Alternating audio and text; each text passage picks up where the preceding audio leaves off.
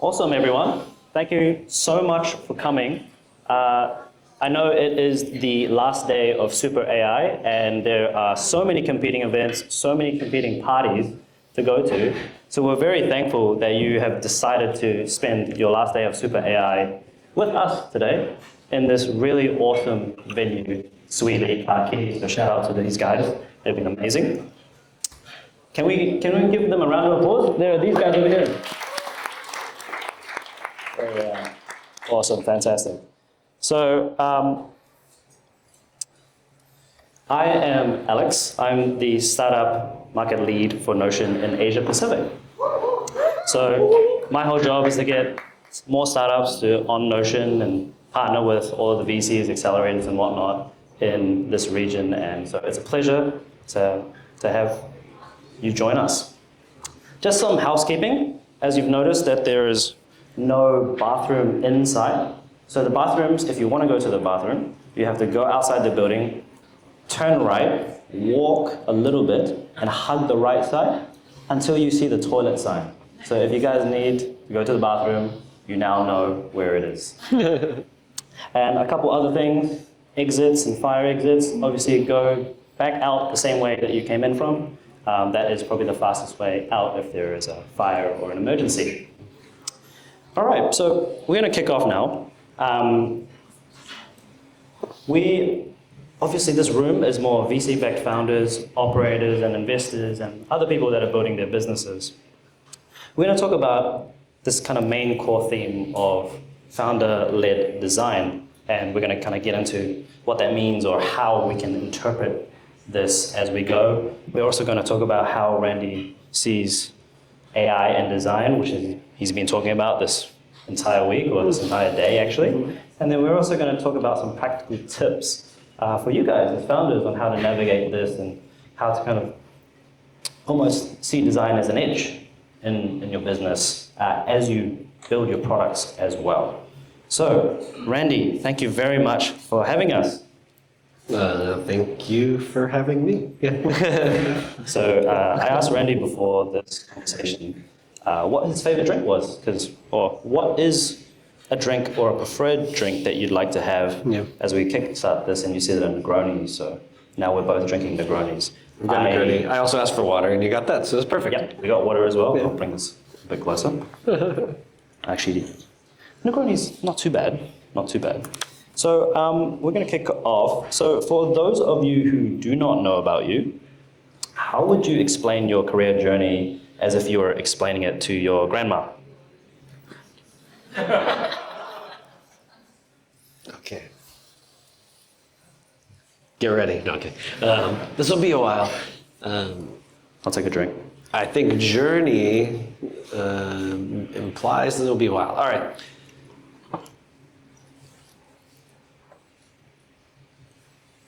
I started by making music, which based on our jamming earlier, you'd be suspect of. You'd be like, that guy doesn't know what he's doing.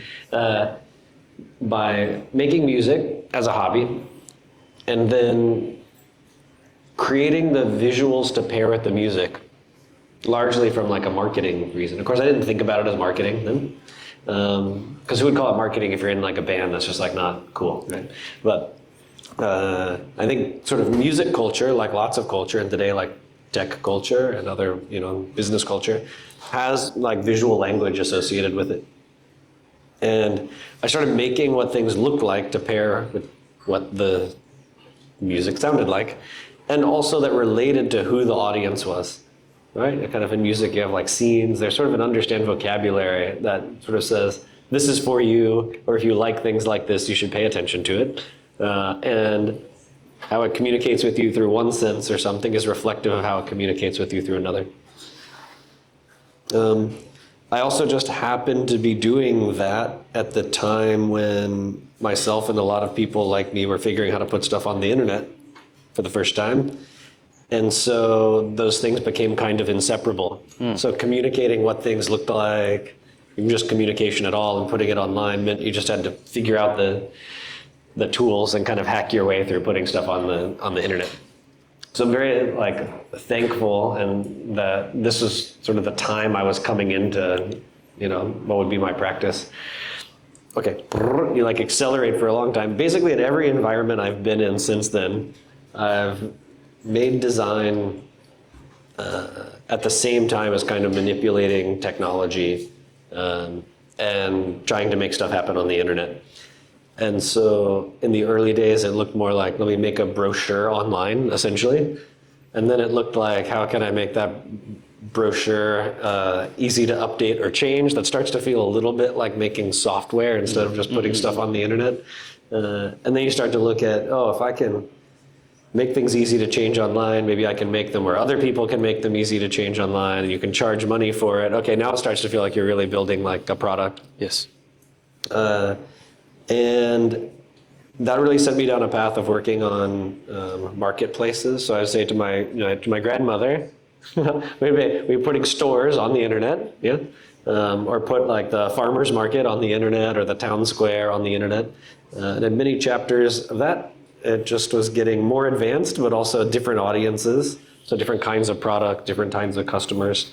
But always sort of learning about or directly manipulating the technology while also designing at this point not only what the things looked like that would signal what they do or who they might be for, but also really deepening the design practice to be also like how they work, like how it behaves.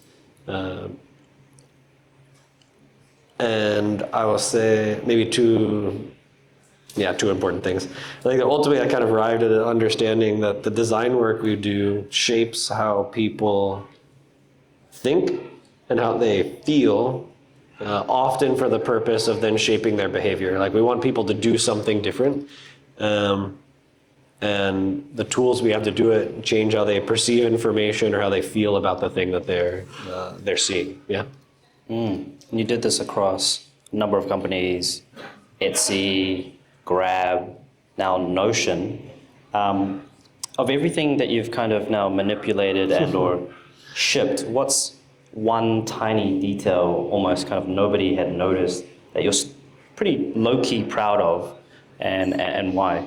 It's not necessarily the big features I'm talking about, but like a small, minute detail that you maybe were really happy about. Yeah, I would suppose the most minute these things can get are probably when they are immaterial.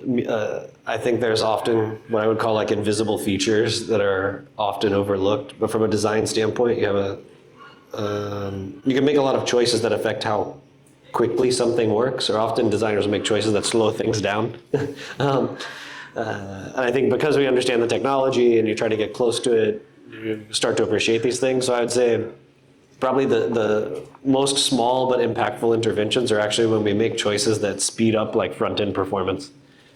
When things work quickly, not only is that kind of satisfying because people don't like to wait or something, but often there's a direct relationship between the speed with which the software works and how much users will trust it. And so if we go back to this idea of we're shaping sort of perception and understanding to ultimately kind of change people's behavior, trust is a big factor of that. So making things work quickly and have them be like reliable. What comes to mind? Stability, yeah. What comes to mind? Like what example or what company or what feature comes to mind first? Oh, that's interesting. I mean, I think right now, if we look at Notion, there's a bunch of speeding up how quickly databases load. We also look a lot at how quickly you have agent responses in all of your AI interactions. And of course, the models get quicker at this, but we're always doing a lot of kind of tuning. And I mean, a lot of the AI interactions today, or chat AI interactions, are a great example of this because you're sort of moderating how much detail to reveal to a user to illustrate what is happening, sort of explain the thinking and the reasoning while AI is sort of forming a response. And some of that is because we want a user to understand it. It's helpful so you trust the system. But other parts are because actually the response time takes a while. And we want to like shape your perception of how long it's taking. So if we start to like drip out information, over a couple of seconds, it can feel like a shorter amount of time than if there's sort of no update coming, or you just effectively get what feels like a loading, wheel, and then you get a result. So if you can kind of ease out some of the experience, some of the content, you can shape the perception of time so that a longer period of time feels shorter, which then increases your trust in the system and your sort of willingness to engage with it. Yeah. And for those of you that aren't familiar with maybe Notion's product or the agent in Notion, like you prompt it in a chat window and then sometimes it says thinking ... pondering ... Yeah, that's right. And then I think that's the kind of examples that you mentioned or some other ones as well. Yeah, exactly. I mean, we also shape it quite visually. I mean, it's become part of our kind of brand reputation at this point, but our little Notion face, which we call Nosy internally, but you won't see that written down anywhere.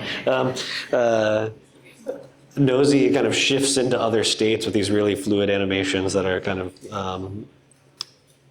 this animated character understands state in the software, so we like pass state changes into it, and then it smoothly transitions to other sort of forms.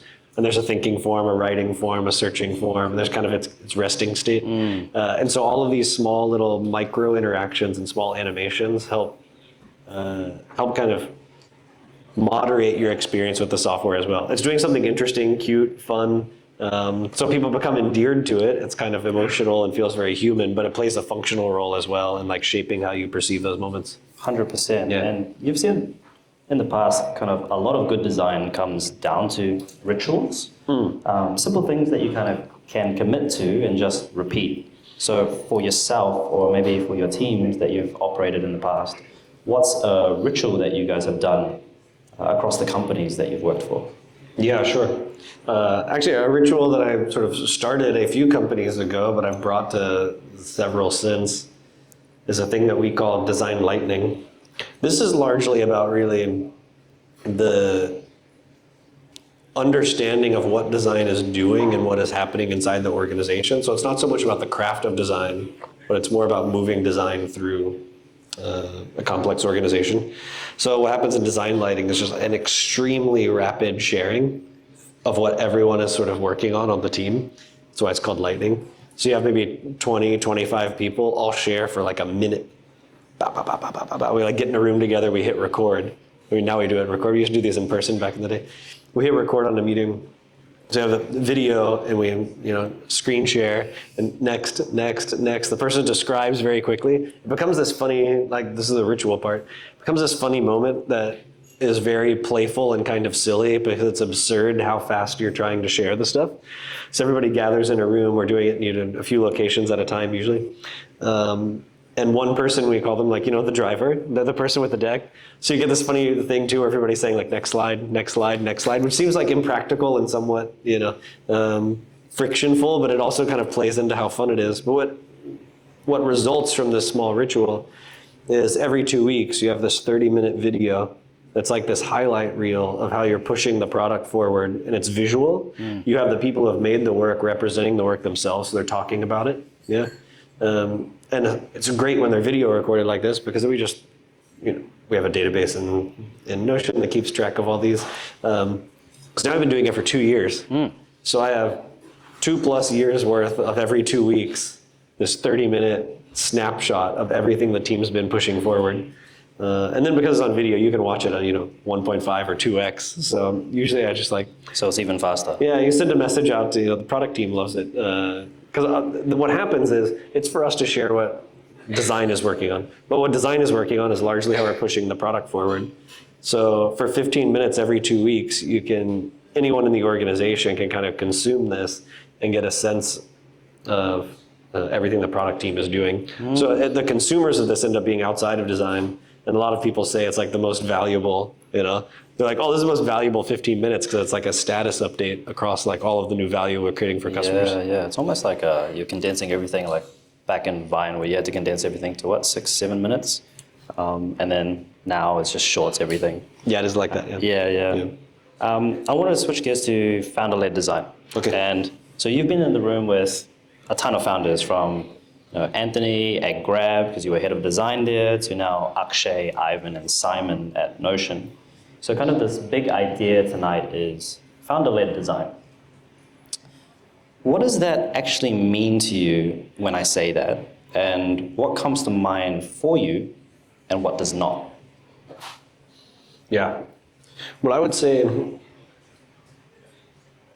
one, before I was working with a lot of these organizations, I either worked for myself or I've worked with founders. And so this is a very like lucky position to be in, but I think over maybe, there's some serendipity or some choices I made and I didn't realize it. As time passed, I've kind of intentionally made that choice then sort of over and over again. Because I feel like so much of what we've been able to accomplish in terms of good quality design experiences has been enabled by strong relationships with founders. Yeah. And then I'd say there's probably two cohorts of founders I've worked with. Those who are designers themselves, or sort of self-identify as designers, have a real kind of design sensibility. And then those who don't, or didn't. Both can work, but the relationship with them is quite different. So when I think of founder-led design, I think most of the founders who are designers themselves, or have been at some point, so they have sort of very deep empathy with what designers do. They understand the tools and materials. They understand the kinds of choices we make. And this is extremely helpful. I mean, that sounds obvious, but it's especially helpful for someone like myself, where you're trying to, shape the experience of the team and raise the quality of the product. Because there's a bunch of things that we don't do or don't have to spend our time doing. You're not kind of explaining or advocating for the value of design. You're not kind of like educating people on how we do the work, why it's valuable, why it's important, how long it takes, any of this. So in other organizations, you spend a lot of time doing that. That's important work to do in those organizations. When you're working with founders who are or have been designers, you ignore all that stuff, which means you've saved a bunch of time and energy, lower friction, and you're able to focus more on the thing. So for myself, sort of professionally, from maybe like a career standpoint, or I don't know, I think I've gotten better at understanding that and making choices about who to work with that being true. I see. So you prefer always to work with these types of founders. But then when you work with these types of founders, is there an inherent, not necessarily weakness, but a weaker side to them? Maybe they're stronger in design and weak in others. And what is that weaker point? I mean, I would say the best founders I've worked with, and I would consider Ivan of Notion absolutely like at the top of this list. He's an incredible leader in many, many ways. Are like they evolve and learn and sort of. Yeah, I was going to say scale. It's we're a startup audience, so you get it, but I kind of hate using that vocabulary. But I would say they scale themselves along with their organization, or even like ahead of their organization. And when you do that, it's just such a gift. I would say the common mistake, the common challenge, or maybe a dark side. This could be true of design, but it could be true of anything else. I think that in startups, the founders will often hold close the thing that they know or the thing they come from. Right? They'll execute through that discipline or that function as you're getting the company off the ground. And what can happen in many, many cases, I've sort of observed this close up myself, I observe it from peers, is they hold on to it too long. And the thing that they actually valued and cared about the most ends up atrophying inside the organization because they've held it for too long and not allowed it or encouraged it to scale, or just to like sort of evolve organizationally. And so, yeah, you end up in a funny place. And this can happen in all sorts of functions or disciplines, where the thing where they have like the deepest expertise sometimes starts to become weak inside the organization because they haven't sort of let go of it and enabled its growth yet. Interesting. And like touching on that, what is the point when either they have to realize it or you realize it, and then what do you do about it in a company, for example, maybe in Notion or any other company that you work for where it's outgrown them and then it needs to quote unquote scale? Yeah. I wish I had some awesome sort of pithy answer to give you, and then you'd be like, oh, that's great advice, I'll take it with me and do it. But I think it's probably two things. One is I've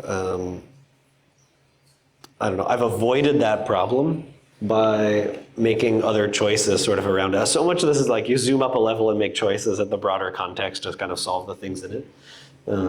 That's not been a problem or issue at Notion at all. In fact, one of the reasons I chose to join Notion is because I had a strong intuition that the culture and the environment and kind of working closely with Ivan was one that would enable the kind of work I'd want to do, and you wouldn't have that sort of issue, right?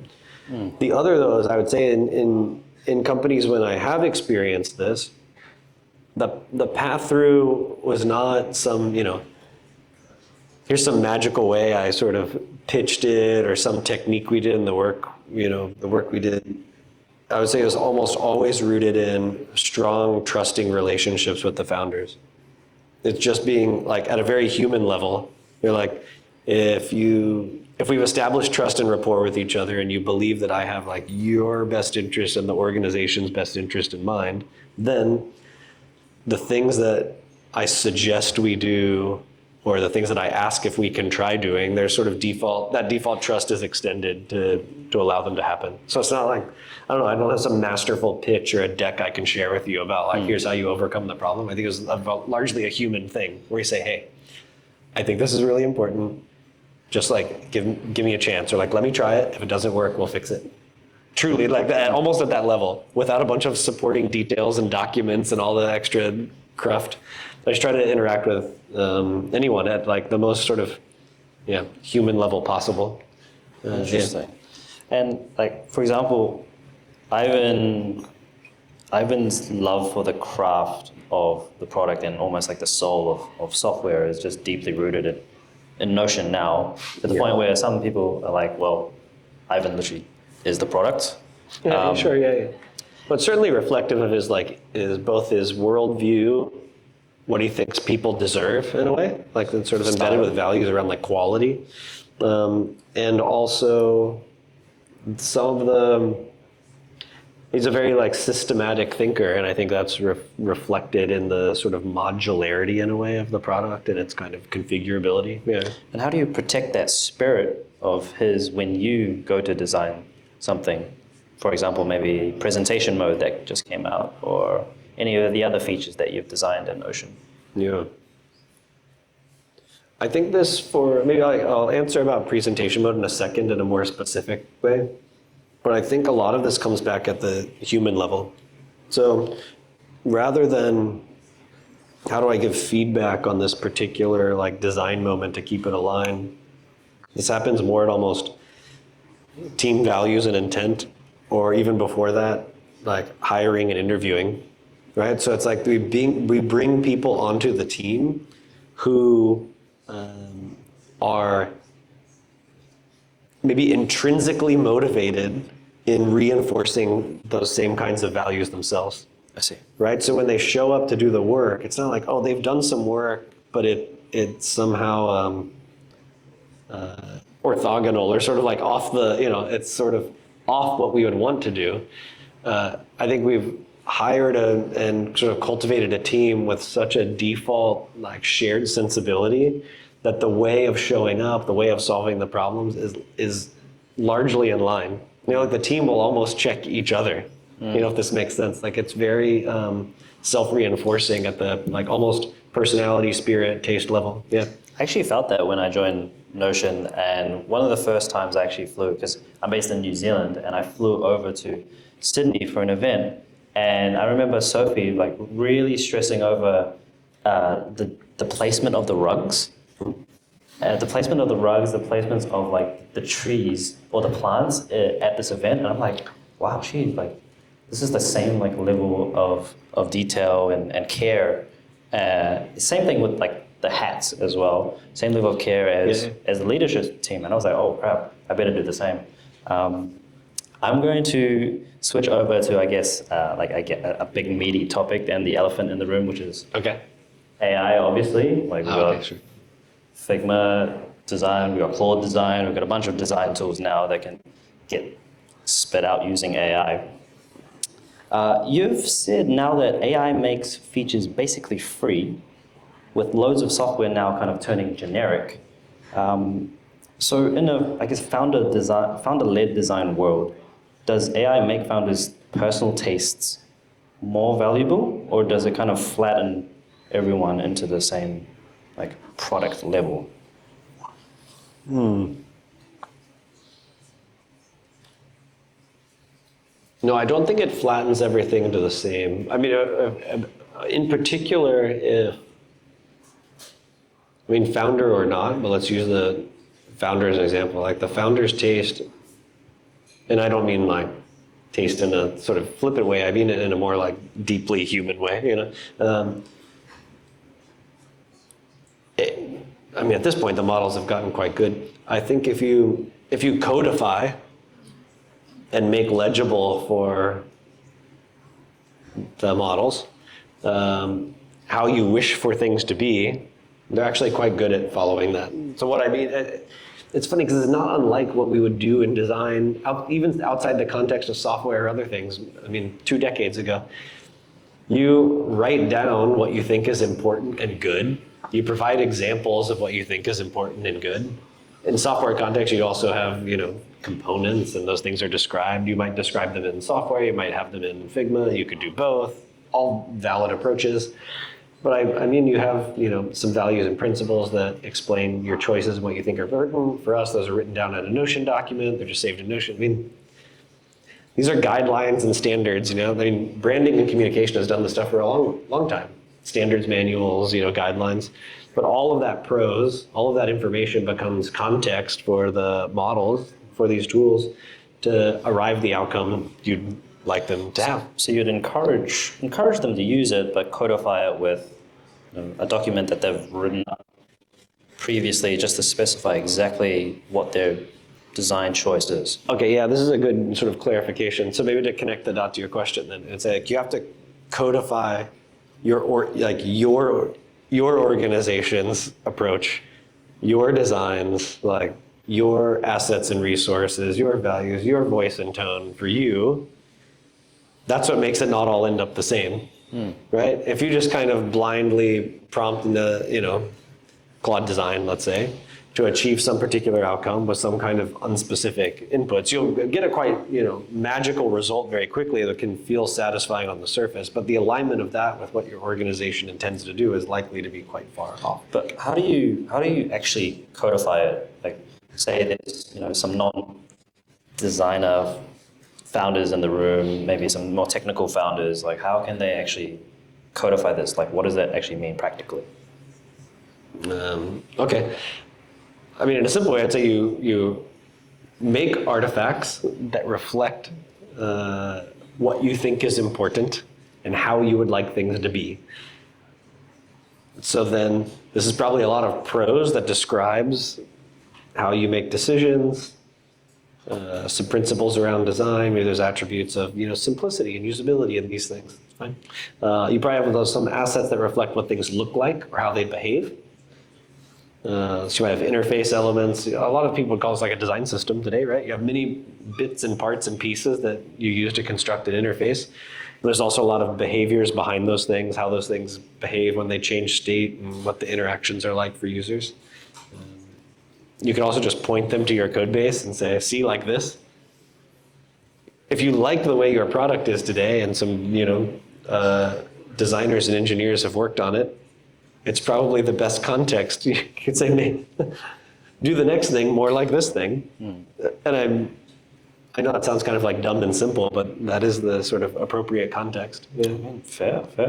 So I'd say if you don't have those experts, if you don't feel like you have a sense of your organization or your product's taste, this is what the pros are for. No, there's you would bring somebody like that on the team, I think, to either work with you. This is why, there's great product agencies and studios and things that can help you sort of arrive at a point of view about things like this, from software, brand, communication, that can help you codify them.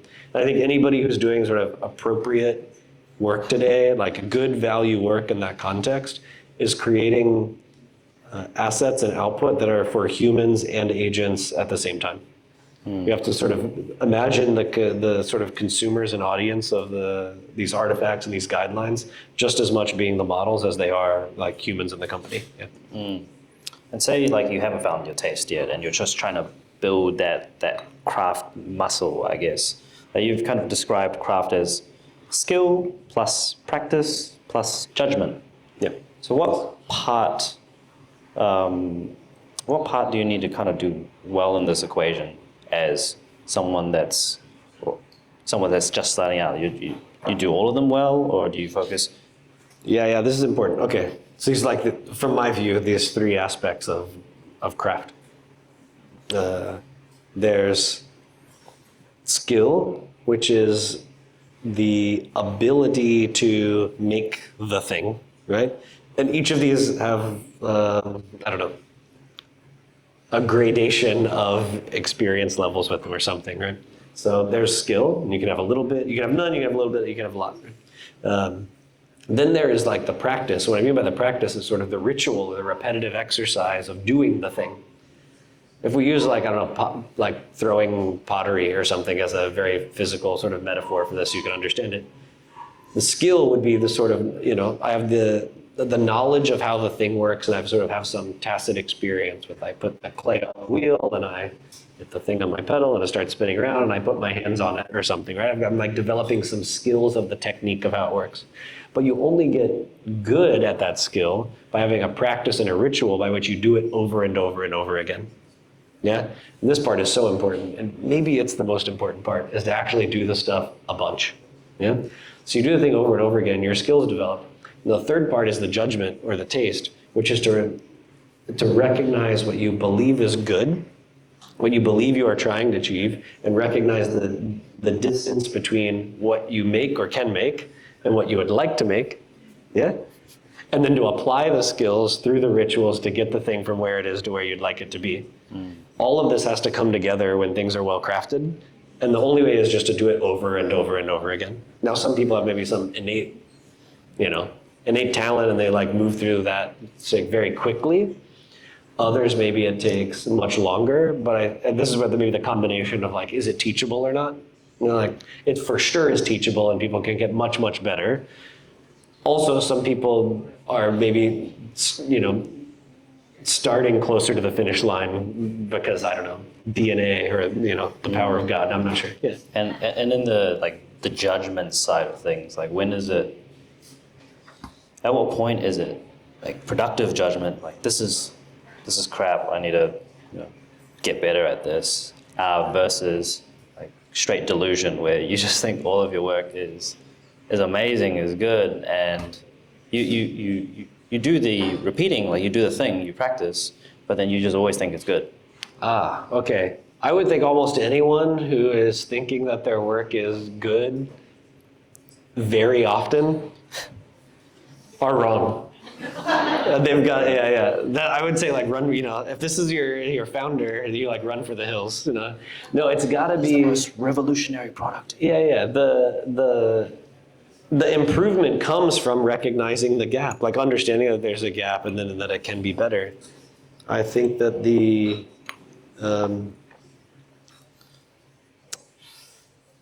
how would I think about this? Maybe there's something else here beyond these three parts, which is some intrinsic motivation to always want the thing to be better. I think that actually when, like in most kind of consistently high craft environments, I would say the designers or other people are mostly operating in a state of constant dissatisfaction, but they're okay with it. Meaning like, oh, it doesn't make me like depressed or sad about it, but I'm always like, it can always be better.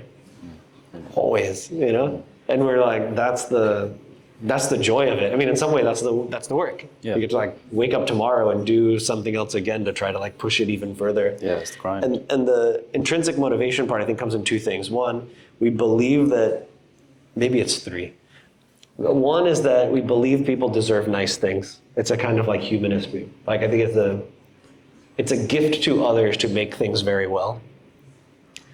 The other is maybe almost like sort of for ourselves or something. You're like, it's nice to experience things that are made well. I want beauty in the world. I want durability in the world. Like I want this to look good. I want it to feel good. I don't know. I want to, why not? I want it to be as nice as possible. And then the third, I think, is that the pursuit of that is actually very fun and enjoyable. to put in the effort to make something better and then see that it got better is an extremely satisfying experience at a personal level. So if you can kind of like find that hook, this is like an important maybe ingredient for high craft teams, environments, products, because then you're by default pursuing the thing that makes it better, which is doing it over and over again. You're like, I need to do it over and over again. I'm dissatisfied with it, but I know it can be better. And I have a whole bunch of fun doing the work to make it better all the time. This is like the perfect combination. Yeah. And outside of Notion, what is that for you?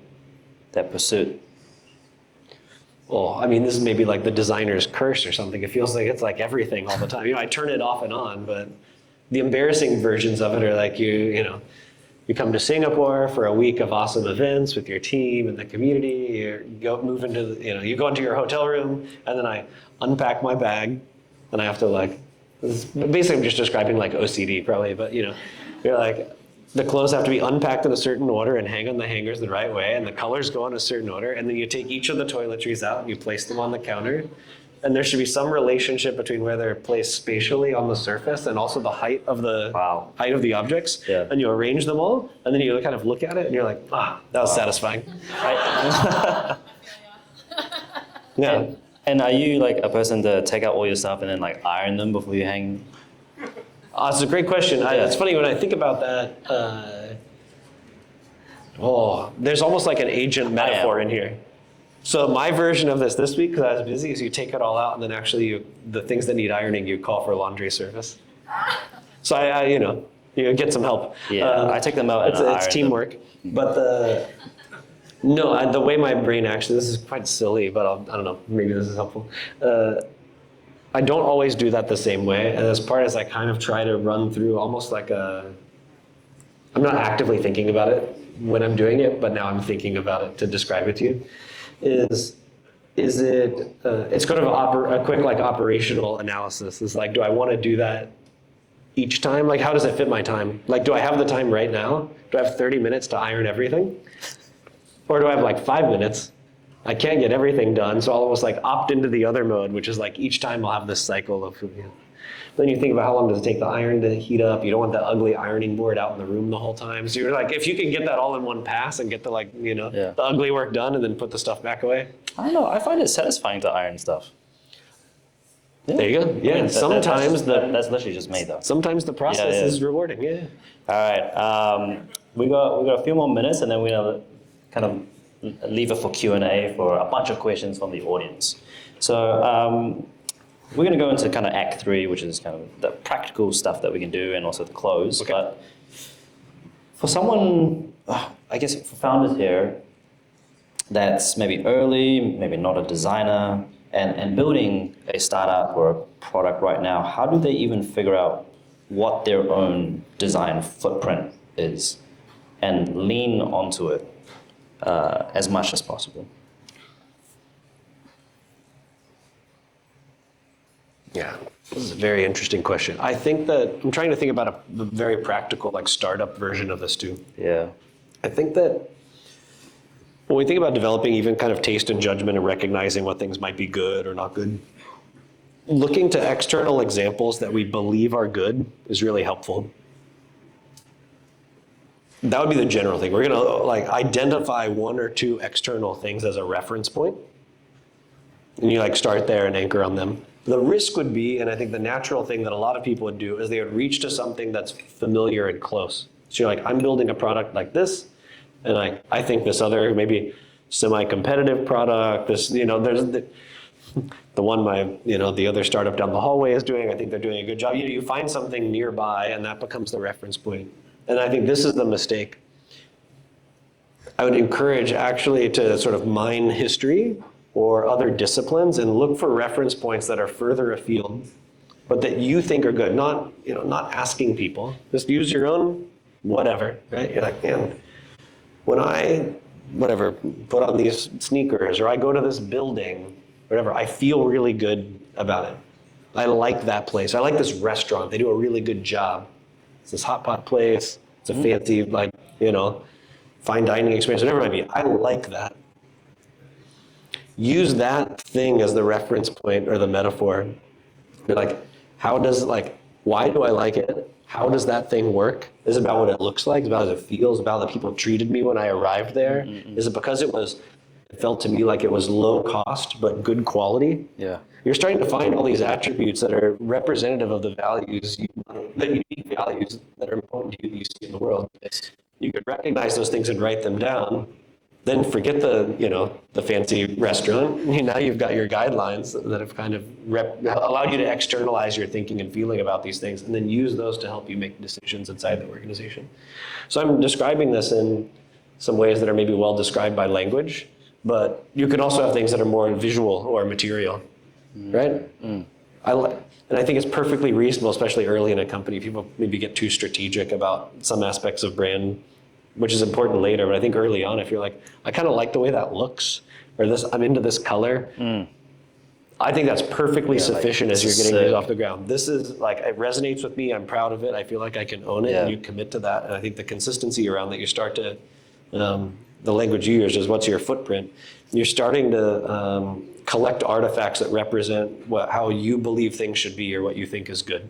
Yeah. Amazing. And last one before we open up to the audience is, if everyone here actually forgets about most things that you've just spoken about tonight, but remembers one thing, what should it be?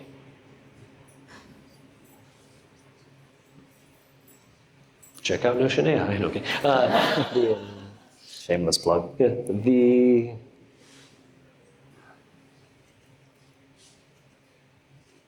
I would say that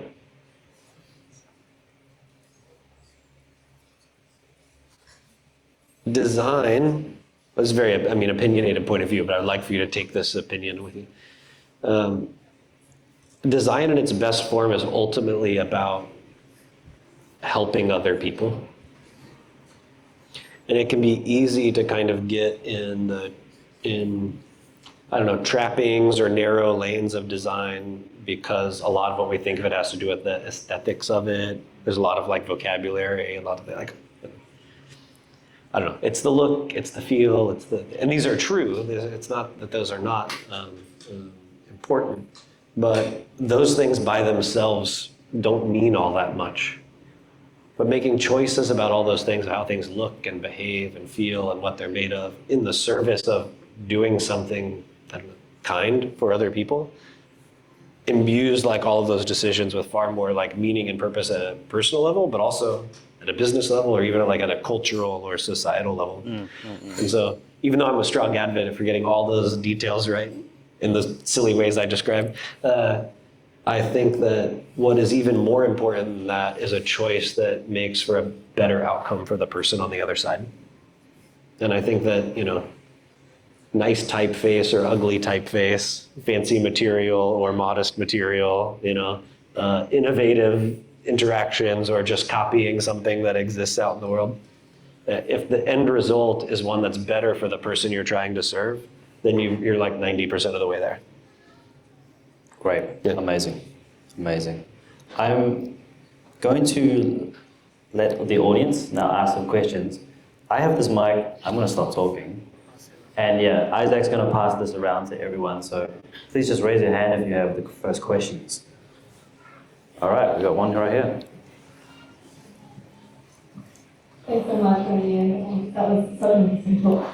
My question is about, with the amount of use cases that Notion is, shipping with Notion AI and with the agents, how do you go about balancing the design so that it stays at the core of what it is, which is simple and clean, without overwhelming the user? What do you focus on? Yeah. It's interesting. This has been, I think, in some ways the ongoing challenge or tension in a product like Notion. I think sometimes we push it forward in ways that are really helpful, and sometimes maybe we kind of maintain the status quo around it for ourselves. We think about it a lot. I'd say the way we know if we're doing a good job at it or not is by listening and talking to customers and sort of observing how they use the product.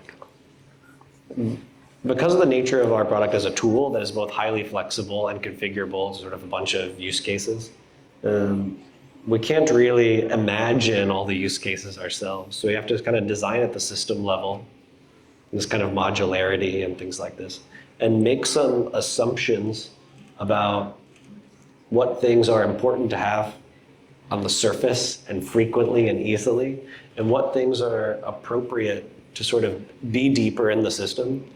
Maybe it takes a little friction to get to them, but that's okay. Like, not everything can be important. It's a hierarchy question. And which things might reveal themselves over time. Sometimes you tell a user about a feature, and sometimes a feature just kind of happens to exist. You know, it kind of asserts itself at the time you need it. And I don't mean that in some agentic way, although we are kind of working on things like that. I just mean that you sort of run into features at the moment you might need them. I also think we rely on other very human things to help bridge that gap. Like, people actually look at documentation, people actually ask a friend, you know what I mean? They go and use a template. And I think these aren't, in some contexts, you would view these as shortcomings of a product, like somehow it should magically communicate all of its possibility in one instance to every user all the time, but it's just not possible. When we think about any new piece of technology, you get the first like Apple Macintosh and you sit it on your thing, and then there's a user manual that comes with it that explains how all of the things work so you can use it. This is good design in that moment. It's not sort of problematic. So sometimes you instruct on things that are more complex and let others kind of be more intuitive and discovered. Yeah. We're back to Singapore already. I found three designers on the team. I don't have a design background. Anything you can do to share how to coach, train these designers to get up to your level? Not everyone good at SEA. So thank you. I appreciate that. I mean, I'll probably give another very like human answer, which is I would say probably among these three designers, maybe among all of them, I bet one of them has some pretty strong opinions or points of view about how that could or should be done in your team or your company or your organization, because they understand the context, they understand you, they've gotten to know you. And I think I would empower them to answer that question like in your context. Rather than me having maybe generic advice for it, that would be my like generic advice. There's probably someone close to it who has a sense. And in fact, you know, if you're not sure and you make a bet on it or you just take a chance on it, I think the risk is actually pretty low. You know, the risk to reward calculus is probably pretty high, because I suspect, given the opportunity to like rise to that, someone will. It's a pretty fun, cool thing to have happen. Yeah. Isaac, over there. Yep. In the blue. On the right. Yeah. There you go. In front. Yeah. There you go. Yeah, I think a follow-on to that as well is founder-led design, but at the same time, how do you create an orchestra, right? Like, where the conductor usually is happening when everyone's kind of like bringing that together, rather than it being just one person's view informing design. Because I personally feel it usually comes in when you teams kind of creating together, but it's stakeholder and kind of collective orchestra. So what do you think? Yeah, I think that I like to use the orchestra metaphor. I mean, the metaphor we use inside Notion is like jazz band, which is probably more reflective of also how we work. It's highly improvisational. If somebody would say like, "What's your design process?" I'd be like, "I don't know, what day of the week or what project?" You know, different people can kind of lean in and lead in different moments. But to get at your question, I think that how would I describe this? If I use your metaphor, we would probably say that like Ivan is the conductor, okay? And so there's what happens when a conductor is like leading an orchestra? Of course you have sheet music, you have a plan, you have some things. Maybe these are our design system components or our product roadmap or whatever it might be, right? And so everyone has common reference material already, yeah? That's also great context for your agents, by the way. So everyone has common reference material, and they're doing, you know, their part of the thing. But also, they're regularly looking to the conductor for guidance. And you can certainly imagine that between, you know, in rehearsals, if something's going poorly, the conductor would stop and give feedback. If you're playing a piece afterwards, there'd be discussion and feedback. Before you go and perform a piece for people, probably the conductor is talking to the members of the orchestra, either getting them excited in a line, it's communicating something of importance. So there's constant dialogue, I would say, between the founder or the leader in this context and the team. And we think about it that same way. I think one of the important roles that I play at Notion is facilitating, in a way, the healthy relationship between the rest of the team and our co-founders and Ivan. And the way I like to think about it, the way I tell people when they join the team, which is of course hard to hear and hard to act on, but I mean it sincerely, is we should treat Ivan like he's part of the design team because he is. Like, when someone's new, they'll be nervous. They're like, oh, the first thing I want to share, I want it to be good, or I want to know. And I'm like, it doesn't matter. Just share the thing you're working on and just be like, hey, what do you think of this? Or I thought I'd like to update you on this. Here it is. And people may think that's not very scalable. It's kind of absurd. He's a busy guy. We're growing fast. He has lots of other responsibilities. But I found no other better way to create the environment than to just be like, hey, what do you think of this? In a low ego way that doesn't feel precious, because we're just all part of the design team. Yeah. I actually had a different question, but I have a follow-up question on that. Sorry, it's not two questions, if that's okay. If it's not okay, don't answer it. The first question is on that specific methodology. At what point do you let the designers kind of ship what they need to ship, and when would you hand it off to Ivan? So what I'm trying to figure out is, how do I let my team make decisions on their own that don't need me? And then the other side is, the critical points that do need me, keep me in the loop so that we can move more quickly. So that's question one. And then question two is, I really resonated with what both of you said around hiring on two things. One is, even to the point of how you put a rug, I think that shows a personality trait. And so the question following up from that is, you said that you wanted to hire people that always want to make things better. And I think that's such an important trait, but it's very hard to interview for. So I'm currently scaling my team and trying to hire more people, and I actually haven't figured out how to hire for that particular trait. And so any tips on how to find the right people for that? Thank you. Okay. I remember the first question being interesting and I wanted to answer it, but I don't remember it. We'll come back to the first one in a second. I'll answer the second one.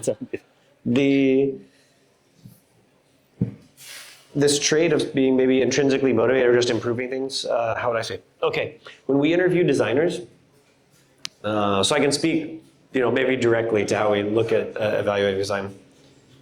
We avoid looking at kind of like case study portfolios and things like this, and we just want to look at the stuff you've made.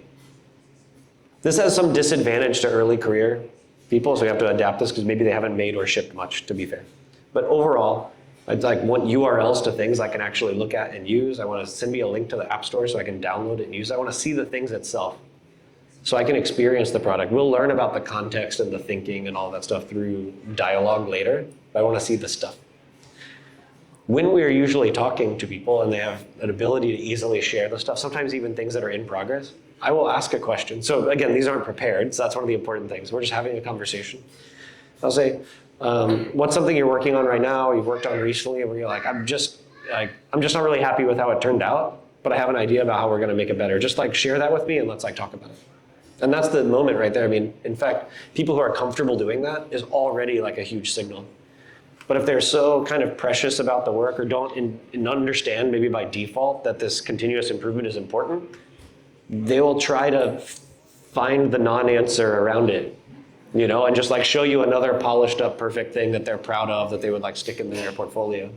But that's not the purpose of the question. It's actually show me something not good that you've made or your team's made, then we'll talk about why it's in the state that it's in and what you intend to do next.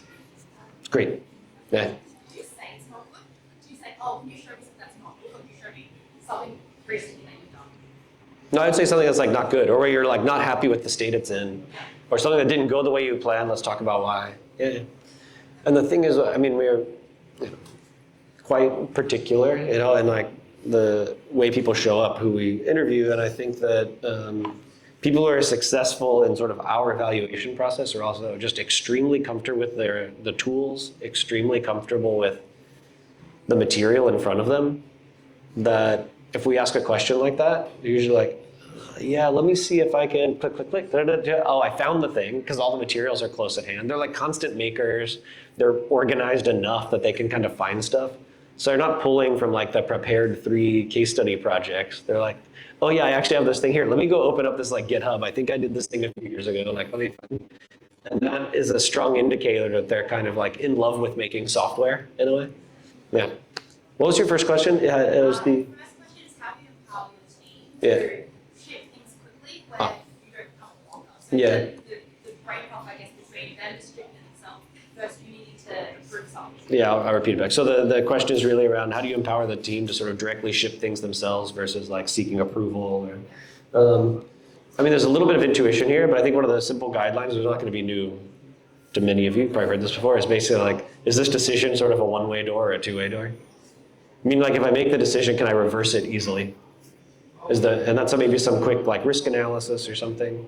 If you can reverse the decision easily, then it's quite easy to just empower people to make it or to like go for it. The others, you have to be comfortable reversing things. And that's just kind of a cultural thing that we get normally like, oh, we can make something and then fix it, you know? The other is like kind of having an awareness of that, like the things that might, kind of relates to your other question, the things that might need to be improved. So if, you know, I say to someone, just like ship it, go for it, and we're not necessarily like running it past a bunch of people for like a review or something. I need to also, like myself and them, need to have a high degree of confidence about what is happening next and what we might do if we needed to reverse it, right? So we ship something and somebody's like, where'd this come from? I don't like it. And that's not exactly how we'd say it, but imagine the scenario. Why is this that way? We're like, oh, it's this way for this reason, and actually here's what we're doing to fix it next. What do you think? Yeah. 2 or 3 more questions. Hi, Randy. Yeah, so my name is Skylar. Yeah. Thanks for sharing. I think my question here is that as founders, we are always looking for what's next. And I think designers play a very big role in bringing that vision to life. And I must say Notion has did a very seamless job in pivoting from software to AI. So I wanted to ask, like, bring us back to the discussion room between you and maybe Ivan. And like, tell us more about how do you envision this pivot from software to AI, and how do you bring that vision to life as well? You know, the design, yeah. Yeah, that's interesting. I mean, it's a fun question, like set up that way, but I don't know that there's a. That's not exactly like how it went or something, you know. I think that earlier I said that I would place Ivan, kind of at the top of this list of founders I've worked with. I think that he has a almost like insatiable interest in pushing things forward. He's also extremely curious and has a pretty clear view, not of exactly how we will execute things, but about what ought to happen next. And I think that our organization, our customers, like our product, we're the beneficiary of that. Now, sometimes we need to push back or we disagree, we have to seek clarity. But like overall, I would say that he has a quite clear view of where we're heading. And the job then is to like listen carefully and understand it, or to try to add precision to it when he knows it, but hasn't articulated it well. Yeah, I wouldn't say that we're, it's funny, we're like highly collaborative in many, many ways, but I would say these particular aspects, I think this is really important and is a good thing. Like the founder has the vision and is like pushing it. He's not like looking around for us to do that. We're doing the thing like just after that, or like collaborating with him in a way that helps it make it easier for him to communicate that. But I think it really is coming from him in a way that I admire and respect a lot. Yeah. One more. In the back. All the way in the back. Yes. Sorry.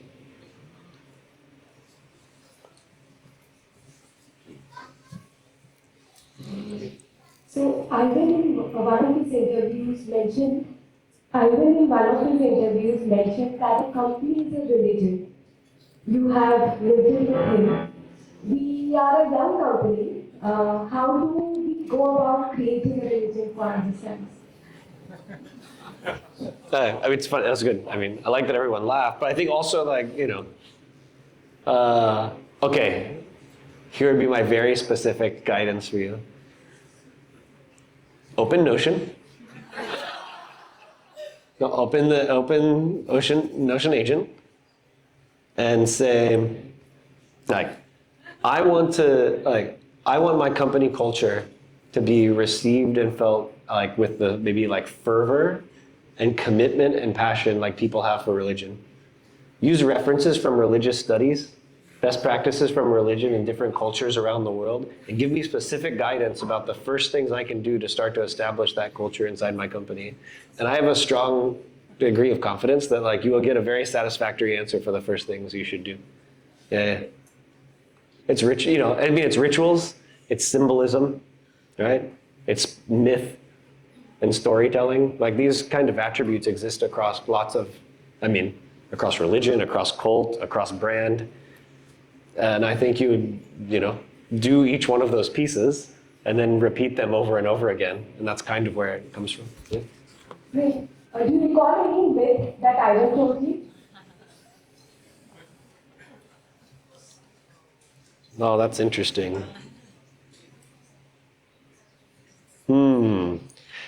Maybe in a way that sounds like, it's maybe more like vague spirituality than it is like religion. I think that a lot of the values we like feel at Notion, like they're quite like physical.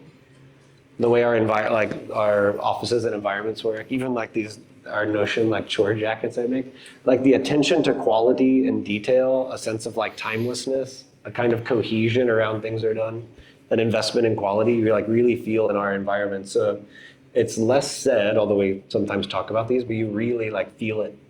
The lighting is always warm. There's no like down of lighting, but only up lighting at the ceilings. Yeah, and then like kind of floor lamp level lighting like throughout. It's always kind of like very human experiences or human details, and you kind of internalize them. You feel it. What's the religion metaphor? Don't kill me. I don't know. This is all being recorded, so I'm like, I don't know if this is the perfect example, but I'm thinking on my feet.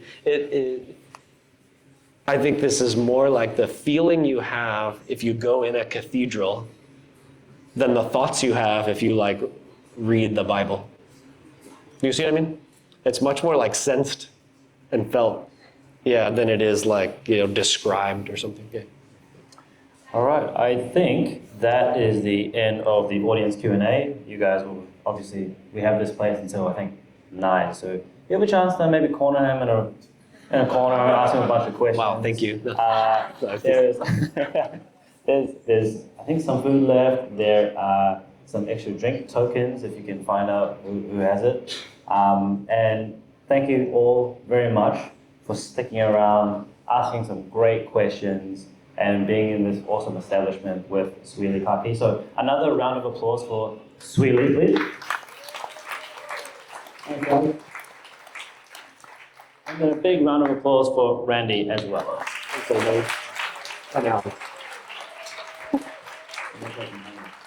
Awesome. So that wraps it up. Found the Design by Notion. All right, have fun, everyone.